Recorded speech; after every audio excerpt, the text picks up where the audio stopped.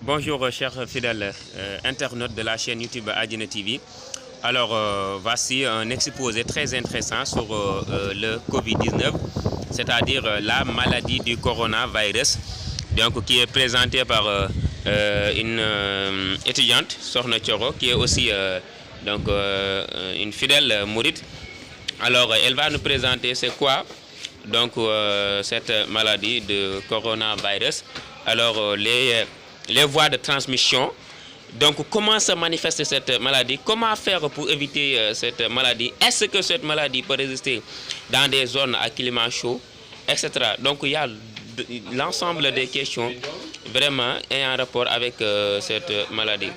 Mais avant cela, nous vous prions vraiment de bien vouloir vous abonner sur la chaîne YouTube Adiana TV. Ok, mes chers étudiants, nous vous invitons vous tous de venir abonner massivement à la chaîne YouTube Adiana TV. Allez, merci. Donc écoutons cette vidéo qui est très intéressante, qui parle sur le coronavirus. Allez, merci. Et surtout, il faudrait partager parce que c'est une vidéo de sensibilisation donc, sur cette maladie qui vraiment est en train de faire des ravages. Les coronavirus en général constituent une très grande famille qui sont responsables donc, de maladies allant d'un simple rhume à des manifestations respiratoires qui sont beaucoup plus graves. Donc coronavirus seulement, c'est le terme du virus. Donc la maladie, c'est la maladie à coronavirus, ce qu'on appelle aussi Covid-19.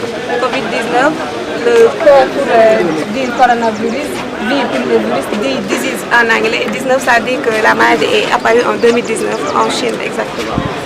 Ok. Voilà. Bon, cette maladie-là, elle est très fatale, hein? Et la propagation, surtout la propagation. Imaginez une maladie qui a vu le jour en Chine actuellement, elle a fait tout le tour du monde là. D'accord. Alors déjà, il faut comprendre que ce n'est pas une maladie qui est fatale. C'est une maladie qui est, la règle c'est la guérison. C'est une maladie qui n'est pas fatale alors que En fait, cette létalité-là dont vous parlez, ça c'est l'exception. Mais la règle, c'est la guérison. C'est une maladie qui est bénigne. Et la létalité tourne autour de 2 à 3%. Mais il y a plus de 33 000 personnes qui... Exactement, parce que comme vous l'avez dit tout à l'heure, la transmission elle est très facile. C'est ça le problème. Voilà. Maintenant, comment éviter la transmission? Déjà, avant d'éviter la transmission, il faut d'abord connaître comment se transmet la maladie. Alors la maladie, il se transmet d'une personne à une autre, c'est-à-dire la transmission interhumaine. Une personne qui est infectée et qui tousse par exemple, parce que le virus il se trouve dans des gouttelettes que l'on émet en toussant ou bien en éternuant. Voilà. Ou bien ces gouttelettes aussi peuvent se trouver dans des objets qui sont infectés.